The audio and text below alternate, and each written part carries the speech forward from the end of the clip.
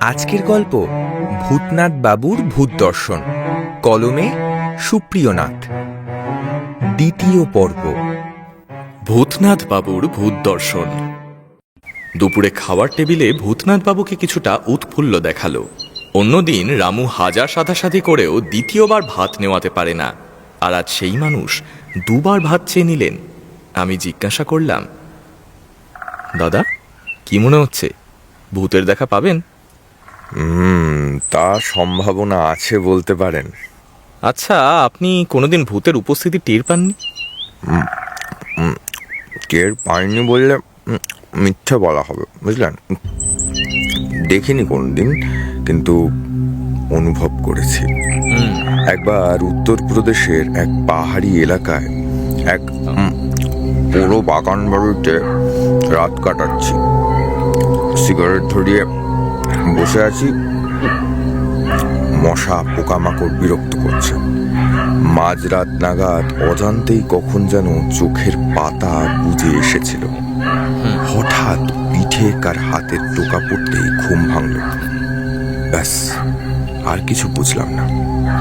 সে রাত্রে আরো একবার এরকম ঘটেছিল। আবার দ্বিতীয় ঘটনাটা বাংলাদেশের খুলনাতে। সেখানেও এক পরিত্যক্ত বাড়িতে রাত কাটানোর সময় কোনো এক রহস্যময় উপস্থিতি টের পেয়েছিলাম। তাই নাকি? সেদিন ভূতের আশায় বসে থাকার সময় আমি সিগারেট ধরাইনি, পাছে আগুন ব্যাপারটা ভূতের কাছে ডিস্টার্বিং হয়ে যায়। সেদিন মাঝরাত পার হয়ে গেল। চুপচাপ একটা ভাঙা চৌকিতে বসে আছি। পাশে রাখা টর্চ, সিগারেটের প্যাকেট, দেশলাই আর অন্যান্য কিছু জিনিসপত্র। মাঝরাত পার হয়ে যেতে হতাশ হয়ে পড়লাম। ভাবলাম একটা সিগারেট ধরাই। প্যাকেট থেকে সিগারেট মুখে নিয়ে যতবার দেশলাই জ্বালাতে চাই, ততবারই যেন একটা হালকা হাওয়া এসে সেটা নিভিয়ে দেয়। বেশ কয়েকবার চেষ্টা করে ক্ষান্ত দিলাম। মনে হলো ভূত বাবাজি আমার ধূমপান করাটা পছন্দ করছে না। কিন্তু তারপর সব চুপচাপ। বিরক্ত হয়ে একসময় আপাদমস্তক চাদর মুড়ি দিয়ে ঘুমিয়ে পড়েছিলাম। ভোরে যখন ঘুম ভাঙলো, তখন দেখলাম আমার সিগারেটের প্যাকেটটা বেমালুম খালি, আর চৌকির পাশে সিগারেটের ছাই। ব্যাস, ভূতের উপস্থিতি টের পাওয়া বলতে এটুকুই আমার সম্বল। আমার মনে যে সম্ভাবনার চিন্তা ঝিলিক দিচ্ছিল তা বলেই ফেললাম। আচ্ছা, এমন তো হতে পারে যে সিগারেটগুলো আপনিই ধরিয়েছিলেন, খেয়াল করতে পারেননি হয়তো। সবাই এরকম ভাববে বলে এসব কথা কাউকে বলি না। রাজর্ষিবাবু, একটা কথা বলুন তো, যদি গল্প বানাবো বা গুলি দেব, তবে আরো জমিয়েই দিতাম, যাতে আপনি বিশ্বাস করতেন। কথাটা ঠিক। আমার এই জাতীয় খোঁচা দেওয়াটা একদম অনুচিত হয়েছিল বুঝে সাত তাড়াতাড়ি মাপ চাই। দাদা, আপনি কিছু মনে করবেন না, আসলে আমি ভূতের ব্যাপারে একদম অজ্ঞ। না না, ঠিক আছে। ভূতনাথবাবু মুখে বললেন, না না ঠিক আছে, কিন্তু ওনার উঠে পড়ার ধরন দেখে মনে হলো ভদ্রলোক আমার খোঁচাটা হজম করতে পারেননি। সত্যি বলতে কি, আমিও ওনার গল্পটা হজম করতে পারিনি। আর যাই হোক, ভূতে সিগারেট খেয়েছে এটা আমি বিশ্বাস করতে পারবো না। ভূতের ব্যাপারে এই ধরনের গুল দেওয়াটা আমার একদম পছন্দ না। উনি এবার সাহেব কুঠিতে রাত কাটাতে এসে কি গল্প ফেঁদে বসেন তার ঠিক কি। সেজন্য আমি ভাবলাম, উনি যেদিন সাহেব কুঠিতে রাত কাটাবেন সেদিন আমিও সেখানে অন্য ঘরে উপস্থিত থাকব। ভূতনাথ বাবু বা অন্য কাউকে ব্যাপারটা জানাবো না। ভূত রহস্য বা ভূতনাথ রহস্য দুটোর মধ্যে আসল রহস্যটা আমাকে জানতেই হবে। হঠাৎ যেন আমার মধ্যে গোয়েন্দা গল্প লিখিয়ে সত্তা জেগে উঠল। এমন লেখক যে নিজেই গোয়েন্দা, এই রহস্য ভেদ করে তার উপর যে লেখাটা লিখব, সেটা হরনাথ বাবুর পক্ষেও প্রত্যাখ্যান করা সম্ভব হবে না। পরের দুদিন আমি শুধু আমার লেখা নিয়েই ব্যস্ত থেকেছি, আর লক্ষ্য রেখেছি ভূতনাথ বাবুর গতিবিধির ওপর। নিজেকে বেশ পাকা গোয়েন্দা বলে মনে হচ্ছে।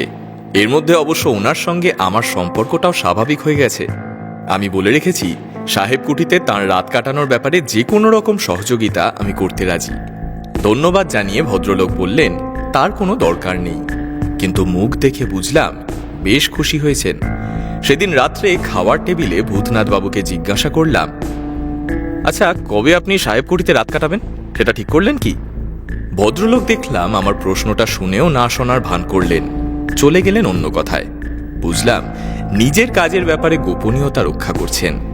তাছাড়া হয়তো এ ব্যাপারে অন্যের নাক গলানোটাও উনি পছন্দ করছেন না, কিন্তু আমিও নাছোড়বান্দা। ভূতনাথবাবুর নিশি অভিযানের দিনক্ষণ জানার জন্য অন্য উপায় আমাকে ভাবতে হবে। তবে একটা ব্যাপার আমার নজরে এসেছে, তা হলো রামুর সঙ্গে ভূতনাথবাবুর ঘনিষ্ঠতা ইদানিং বেশ বেড়েছে। প্রায়ই দেখি একান্তে পরস্পরের সঙ্গে নিচু স্বরে তারা কিছু আলোচনা করে। সে আলোচনা আমাকে দেখলেই বন্ধ হয়ে যায়। সে যাই হোক, আমিও তলে তলে প্রস্তুতি শুরু করে দিলাম। মন বলছে অভিযানের সময় এসে গেছে। তাই আর দেরি না করে সেদিনই বাজারে গিয়ে পুরো বাড়িতে রাত কাটানোর জন্য প্রয়োজনীয় জিনিসপত্র কিনে নিলাম হরনাথবাবুর দেওয়া টাকাতেই। জিনিসপত্র বলতে একটা শতরঞ্চি, শক্তিশালী টর্চ, সাপ তাড়ানোর জন্য 1 শিশি কার্বলিক অ্যাসিড, মশা না কামড়ানোর মলম, অন্ধকারে গা ঢাকা দেওয়ার জন্য কালো বর্ষাতি আর কালো টুপি, নিঃশব্দে চলাফেরা করার জন্য নরম রাবারের জুতো, কয়েক প্যাকেট সিগারেট, দেশলাই, 2 প্যাকেট বিস্কুট আর চা নেওয়ার জন্য একটা ফ্লাস্ক। এইসব সাথে নিয়ে নিজেকে যে একটা দুঁদে গোয়েন্দার মতো দেখতে লাগবে সেটা ভেবে পুলকিত হয়ে উঠি। এর মধ্যে একটা কথা বলতে ভুলে গেছি। গতকাল আমি মর্নিং ওয়াক করার সময় সবার চোখের অলক্ষ্যে চলে গিয়েছিলাম সাহেব কুঠিতে। ভাঙাচোরা পাঁচিল দিয়ে ঘেরা বিশাল বাড়ি, ভাঙা লোহার গেটের ভগ্নাবশেষ পার হয়ে বাগানে ঢুকলাম। বাগান না বলে আগাছার জঙ্গল বলাই ভালো। বাগানে এবং বাড়িটার চারপাশে বড় গাছের সংখ্যাও নেহাত কম নয়। তাদের মোটা মোটা গুঁড়িতে সময়ের ছাপ স্পষ্ট। বড় বড় গাছগুলোর তলায় বেদিগুলোর বেশিরভাগ অংশই প্রায় নিশ্চিহ্ন। 2-1টার কিছুটা করে অবশিষ্ট আছে। এইরকমই একটা বেদিতে বসে একটা সিগারেট ধরালাম। ভাবলাম এখান থেকেই ফেরত যাব নাকি একবার ভিতরে ঢুকে বাড়ির অবস্থাটা দেখে যাব, যাতে রাত্রে থাকতে এবং নজর রাখতে অসুবিধা না হয়। সিগারেটটা শেষ করে বাড়ির ভিতরের দিকে এগোলাম। পাল্লাহীন দরজা পার হয়ে উঠোনে এসে দাঁড়ালাম। বিরাট উঠোনের দুপাশ দিয়েই দোতলার বারান্দায় উঠে যাওয়ার সিঁড়ি। মার্বেল বসানো ভাঙাচোরা সেই সিঁড়ি দিয়েই ওপরে উঠলাম। বারান্দা বরাবর পরপর ঘর। ডান দিকে সিঁড়ি দিয়ে উঠেই বাম দিকের পরপর সারিবদ্ধ ঘরগুলোর দিকে না ঘুরে ডান দিকে ঘুরলে একটা বেশ বড় সড়ো ঘর আছে। ঢুকলাম সেটায়। ধুলো আর মাকড়সার জালে ভর্তি। একটা ভাঙা চৌকি দাঁড় করানো আছে। এদিক ওদিক চেয়ে একটা ভাঙা লাঠি নজরে পড়ল। সেটা দিয়ে যতটা পারলাম মাকড়সার জাল পরিষ্কার করলাম। তারপর আবার নিচে নেমে কিছু ছোট ছোট আগাছা মূল সমেত উপড়ে নিয়ে আবার ওপরে উঠে এলাম। আগাছাগুলোকে ঝাঁটার মতো করে ব্যবহার করে মেঝে কিছুটা পরিষ্কার করা গেল। এই ঘরটা থেকেই যে আমি ভূত আর ভূতনাথ দুজনের ওপরেই গোয়েন্দাগিরি করব তা স্থির করে ফেলেছি। দরজাটা খোলা রাখলে বারান্দা এবং বারান্দা বরাবর সব ঘরগুলোর ওপর নজর রাখা যাচ্ছে। বাম দিকের জানালা দিয়ে উঠোন আর পিছনের জানালা দিয়ে দেখা যাচ্ছে বাগান। নিশ্চিন্ত হয়ে একটা সিগারেট ধরাতেই একটা নতুন আশঙ্কা আমাকে ঘিরে ধরল। ভূতনাথবাবুও যদি সেদিন এসে এই ঘরটাতেই জুড়ে বসেন। একটু ভেবে ঘরটা থেকে কিছু ভাঙা আসবাবপত্র টেনে এনে ঘরটার একটু আগে বারান্দায় এমনভাবে জমা করলাম যাতে ভূতনাথবাবু বারান্দা দিয়ে এদিকে আসতেই না পারেন। তারপর সিঁড়ি দিয়ে আবার উঠোনে নেমে এসে ভাবতে শুরু করলাম কিভাবে এই সিঁড়িটা দিয়ে ওপরে ওঠার পথটা বন্ধ করা যায়। এদিক ওদিক চেয়ে দেখি একটা ভাঙাচোরা ঘোড়ার গাড়ির চাকা পড়ে আছে। কোনো ক্রমে সেটাকে টেনে এনে সিঁড়ির মুখটা বন্ধ করে দিলাম। ভূতনাথবাবুর কাছে এবার ওপরে ওঠার জন্য বাম দিকের সিঁড়ি ছাড়া আর অন্য কোনো রাস্তা খোলা থাকলো না। আমি স্থির করে ফেলেছি যে ভূতনাথবাবুর এখানে আসার আগেই আমি পৌঁছে গিয়ে সিঁড়ির মুখটা আবার বন্ধ করে দেব।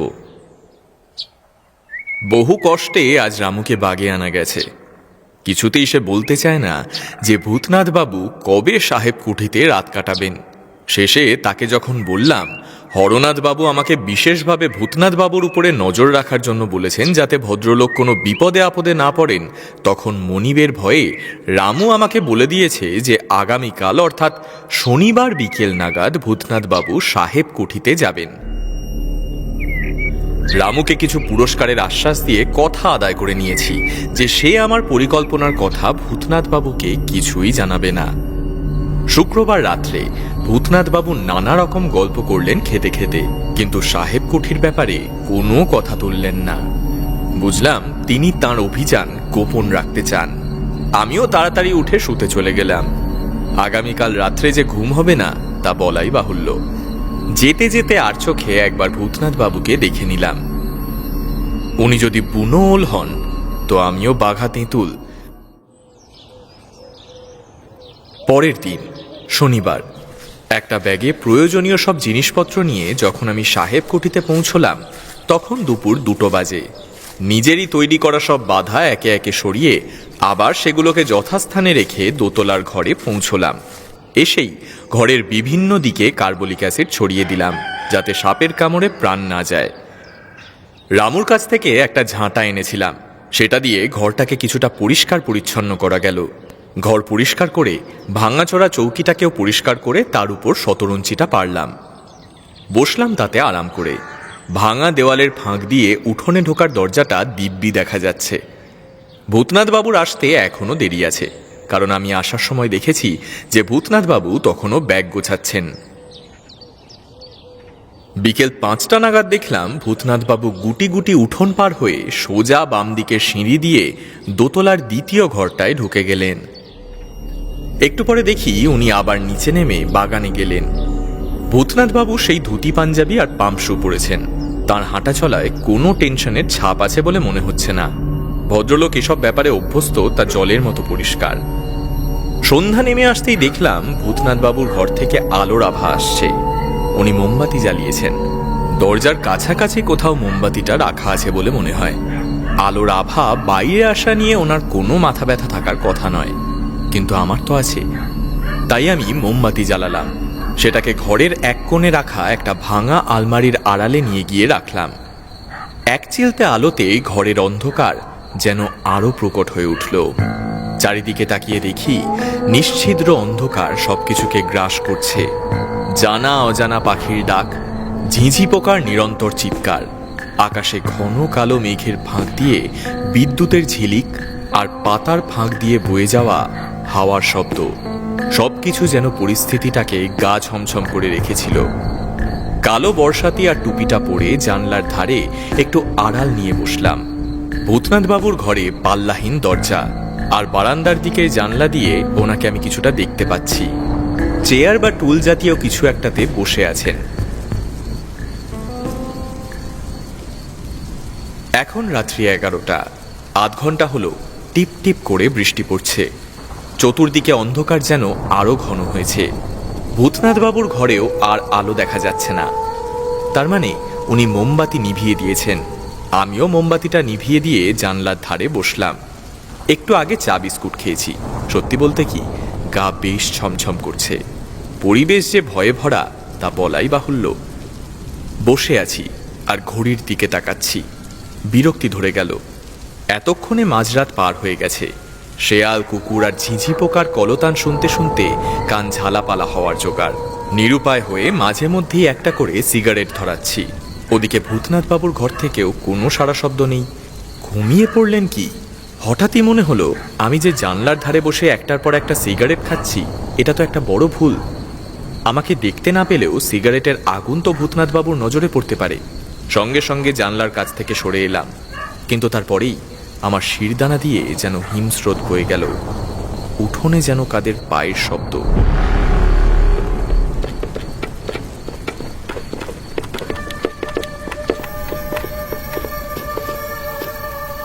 জানলা দিয়ে একবার উঁকি মারবো কিনা ভাবতে না ভাবতেই বুঝতে পারলাম পায়ের শব্দগুলো এদিককার সিঁড়ি থেকে আসছে। একাধিক লোকের ভারী বুট পরা পায়ের শব্দ। তারা এদিকেই আসছে। আমি বেশ ভয় পেয়ে গেলাম। তাড়াতাড়ি আমার মালপত্রগুলো ঘরের এক কোণে ভাঙা আলমারিটার আড়ালে নিয়ে গিয়ে নিজেও সেখানে লুকিয়ে পড়লাম। পদশব্দ দরজা পার হয়ে ঘরে এসে থামল। দেখলাম দুজন লোক ঘরে ঢুকলো। সর্বাঙ্গ ওভারকোটে ঢাকা, মাথায় টুপি। সরু টর্চ দিয়ে এদিক ওদিক আলো ফেলে শেষে তাদের দৃষ্টি আলমারিটার দিকে পড়ল। আমি নিঃশ্বাস বন্ধ করে আছি। ভূত দেখতে এসে কোন বিপদে পড়লাম। ওখান থেকে বেরিয়ে আসুন। চাপা গলায় একজন বলল। আমি দ্বিধাগ্রস্ত, চুপচাপ আলমারির পিছনে দেওয়াল সিঁটে দাঁড়িয়ে আছি, চোখ বন্ধ। আপনি নিচে না বেরিয়ে এলে শুধু শুধু জোর করতে হবে। অন্যজন রক্ত হিম করা গলায় বলল। আমার মাথা আর কাজ করছিল না। বুঝলাম বেরিয়ে আসতেই হবে। চোখ খুললাম, দেখি সামনে দুটো জান্তব চোখ ঝকঝক করে অন্ধকারে জ্বলছে। টর্চের আলো তার গায়ে পড়লে বুঝলাম ওটা বিদেশি কুকুর। আমি চুপচাপ আলমারির পিছন থেকে বেরিয়ে এলাম। চলুন আমাদের সঙ্গে। আমি জিজ্ঞাসা করতে চাইলাম কোথায় যাব, কিন্তু গলা দিয়ে আওয়াজ বের হলো না। সম্মোহিতের মতো আমি ওদের সাথে সাথে ঘর থেকে বের হয়ে সিঁড়ি দিয়ে নেমে চললাম। একজন আমার আগে, একজন পিছে, আর কুকুরটা সবার আগে। উঠোন পার হয়ে এলাম বাগানে একটা আম গাছের তলায়। দুজনেই ইঙ্গিতে আমাকে গাছতলার বেদিতে বসতে বলল। কুকুরটাও আমার দিকে তাকিয়ে চিৎকার করে উঠল। হঠাৎই মনে পড়ল রবিবাবুর বলা গল্পটা। ওটা মনে পড়তেই সমস্ত শরীর মন আচ্ছন্ন হয়ে আসতে লাগলো। এরা কি তবে? জ্ঞান যখন ফিরল তখন চারিদিকে তাকিয়ে দেখি আমি আম গাছের বেদিতে শুয়ে আছি। আমাকে ঘিরে বেশ কয়েকজন উদ্বিগ্ন মানুষ। এদের মধ্যে রয়েছেন রবিবাবু আর হরিবাবু, পিছনে রয়েছে রামু। মাথা আর চোখ এত ভারী যে তাকাতে কষ্ট হচ্ছে। ইঙ্গিতে আমাকে কথা বলতে বারণ করে সবার সাহায্য নিয়ে রামু আমাকে একটা রিকশায় তুলল। আচ্ছন্ন ভাবটা যখন কিছুটা কাটল তখন বোধহয় বিকেল গড়িয়ে সন্ধে হয়েছে। চোখ মেলে দেখি ঘর ভর্তি লোক। লজ্জায় আর সংকোচে ধরফড়িয়ে বিছানায় উঠে বসলাম। রামু সাথে সাথেই এক কাপ গরম চা এনে হাজির করল। চা খেয়ে বেশ কিছুটা সুস্থ বোধ করতে লাগলাম। আপনি মশাই একটা কাণ্ড ঘটিয়েছিলেন বটে। সারা রাত্রির বৃষ্টির মধ্যে আমবাগানে ছিলেন। রবিবাবু আমার বিছানার পাশেই চেয়ারে বসে বললেন। আমি কোনো উত্তর না দিয়ে রামুর দিকে তাকালাম। নিশ্চয়ই সে বলে দিয়েছে। যাই হোক, রামু আমার হয়ে সাফাই গায়। আদপে দাদাবাবু তো ভূতনাথ বাবুকে রক্ষা করার জন্য গেছিলেন। আর দাদাবাবু আমার মাফ করবেন, সাত সকালে রবি কাকার হরি কাকা আমার কান ধরে এমন ধমক দিলেন যে আমি সব বলে দিয়েছি। ভাগ্যিস বলেছিলাম, তাই তো আপনাদের দুজনকে ফেরত পেলুম। হরিবাবু এগিয়ে এসে বিছানায় বসলেন, বললেন, আপনি দুদিন ধরে মর্নিং ওয়াক করতে আসছেন না দেখে আমরা আপনার খোঁজে হরনাথ বাবুর বাড়িতেই চলে আসি। এসে দেখি এই ব্যাপার। দেরি না করে দল বেঁধে আমরা ছুটি সাহেব কুঠিতে। সেখানে আপনাকে পেলাম বাগানে অজ্ঞান অবস্থায়, আর ভূতনাথ বাবুকে বাড়ির ভিতরের সিঁড়িতে। তিনিও পড়ে গিয়ে মাথায় চোট পেয়ে অজ্ঞান হয়ে গিয়েছিলেন। ঘরের এক কোণে চেয়ারে বসে থাকা ভূতনাথ বাবুর দিকে তাকিয়ে দেখি তার মাথায় ব্যান্ডেজ। চোখে মুখে ক্লান্তির ছাপ থাকলেও তাতে ছড়িয়ে আছে তৃপ্তির আমেজ। রামু ঘরের সবাইকে চা পরিবেশন করে যাচ্ছে। গল্পের গন্ধ পেয়ে কেউ ঘরের বাইরে যাওয়ার নাম নিচ্ছে না। বলা বাহুল্য, আমি আর ভূতনাথ বাবু আকর্ষণের মূল কেন্দ্র। আমাদের কথা শোনার অপেক্ষায় সবাই অধীর। আপনি কি করে পড়ে গেলেন? আমি ভূতনাথ বাবুকে জিজ্ঞাসা করি। ভূতনাথ বাবু যেন এরকম একটা প্রশ্নের অপেক্ষায় ছিলেন। তিনি সঙ্গে সঙ্গে শুরু করলেন। রাত্রের প্রথম প্রহরে কোনো ঘটনা না ঘটায় আমি তো হতাশ হয়ে ঢুলতে শুরু করেছিলাম। হঠাৎ কিসের আওয়াজে এদিক ওদিক তাকিয়ে দেখি বারান্দার অন্য প্রান্তের ঘরে যেন এক আগুনের বিন্দু, ঠিক যেন কেউ সিগারেট খাচ্ছে। অন্ধকারে কাউকে দেখা যাচ্ছে না, কিন্তু আগুনটা দেখা যাচ্ছে। মাথাটা গুলিয়ে গেল। ভূতে সিগারেট খায় বলে কখনো তো শুনিনি। এটা নিয়ে বেশি চিন্তা করার আগেই দেখি কালো ওভারকোট আর টুপি পরা দুজন লোক ডান দিকে সিঁড়ি দিয়ে উপরে উঠে কোণার ঘরটায় ঢুকলো। অন্ধকারে সবকিছু স্পষ্ট বোঝা মুশকিল, কিন্তু একবার বিদ্যুৎ চমকাতেই দেখলাম ওদের সাথে একটা কুকুরও আছে। প্রায় দম বন্ধ করে আড়াল থেকে নজর রেখে চললাম। কয়েক মিনিটের স্তব্ধতার পর মনে হলো চাপা গলায় কেউ কথা বলছে, কিন্তু কি বলছে তা বুঝতে পারলাম না। ভূতনাথ বাবু ইশারায় জল চাইলেন। উত্তেজনায় তার চোখ মুখ লাল হয়ে উঠেছে। রামু তাকে জল দিতে এক নিঃশ্বাসে তা শেষ করে তিনি আবার শুরু করলেন। কয়েক মিনিট পর দেখলাম তারা আরও একটা লোককে নিয়ে আবার সিঁড়ি দিয়ে নিচে নেমে যাচ্ছে। একবার ভাবলাম এখানে নিশ্চয়ই চোর ডাকাতরা ঘাঁটি গেড়ে বসেছে। এদিকে তারা উঠোন পার হয়ে বাগানের দিকে যেতেই আমিও টর্চটা হাতে নিয়ে সিঁড়ি দিয়ে নামতে শুরু করলাম। উত্তেজনার বশে বুঝতে পারিনি কখন যে ধুতির কোঁচাটা আলগা হয়ে গেছে। তাতেই পা আটকে গড়াতে গড়াতে একেবারে নিচে এসে পড়তেই মাথাটা যেন কিসের সাথে জোরে ঠুকে গেল। তারপর তো জ্ঞান যখন ফিরল তখন দেখি রবিবাবুরা আমাকে নিয়ে ডাক্তারখানায় পৌঁছে গেছেন। বুঝলাম না কাল রাত্রে যাদের দেখলাম তারা কি মানুষ না ভূত। ঘরে উপস্থিত সবাই একে অন্যের মুখ দেখছে, কারোর কোনো প্রশ্ন নেই। রবিবাবু শুধু কপালে একবার হাত ঠেকালেন। আপনি তেনাদের দেখেছেন? যে বিপ্লবীর কথা বলেছিলাম সেই বারান্দার ওই কোণার ঘরেই লুকিয়েছিল। শেষে সিগারেট খাওয়াই ওর কাল হলো। একদিন রাত্রে সিগারেটের আগুন নজরে পড়ে যায় পুলিশের। তাকে ধরে নিয়ে যাওয়ার সময় বাগানে পুলিশের সঙ্গে তার খণ্ডযুদ্ধ হয়। ধস্তাধস্তির মধ্যে সে একজন পুলিশের পিস্তল কেড়ে নিয়ে তাকে আর কুকুরটাকে গুলি করে মেরে দেয়, কিন্তু দ্বিতীয় পুলিশটা তাকে গুলি করে মারে। এই কদিনে খোঁজ খবর নিয়ে এগুলো আমি জেনেছি। আমি একদম মুখ বন্ধ করেছিলাম, কারণ মুখ দিয়ে কথাই বেরোচ্ছিল না। আমার শিরদাঁড়ার মধ্যে দিয়ে যেন শিহরণ বয়ে যাচ্ছিল।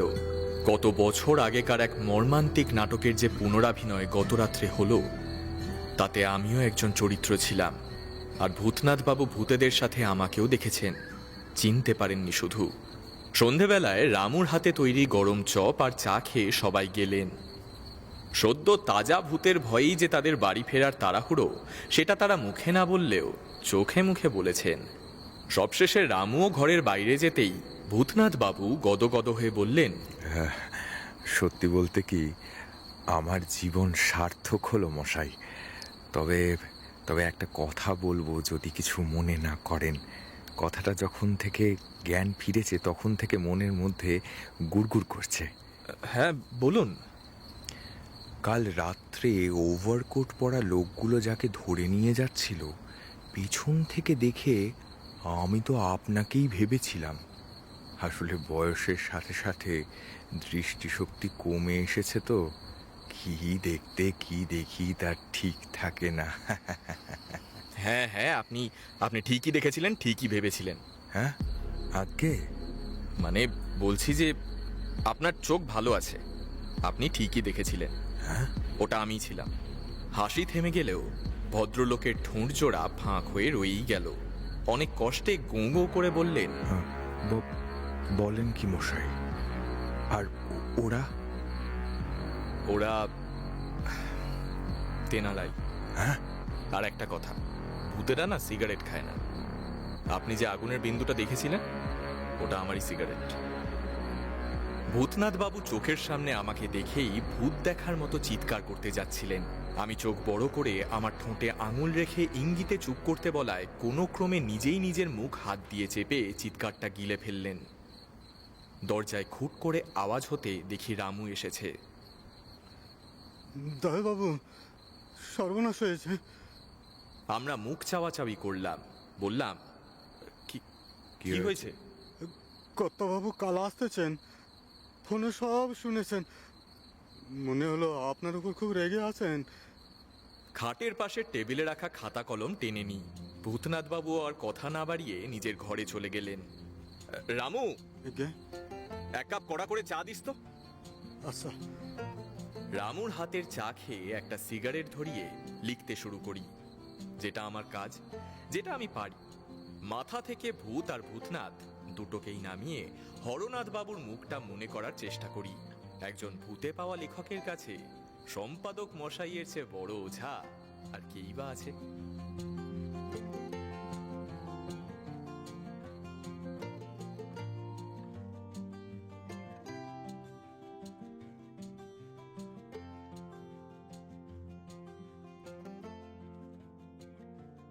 কেমন লাগলো আমাদের গল্পটি জানাতে একদমই ভুলবেন না।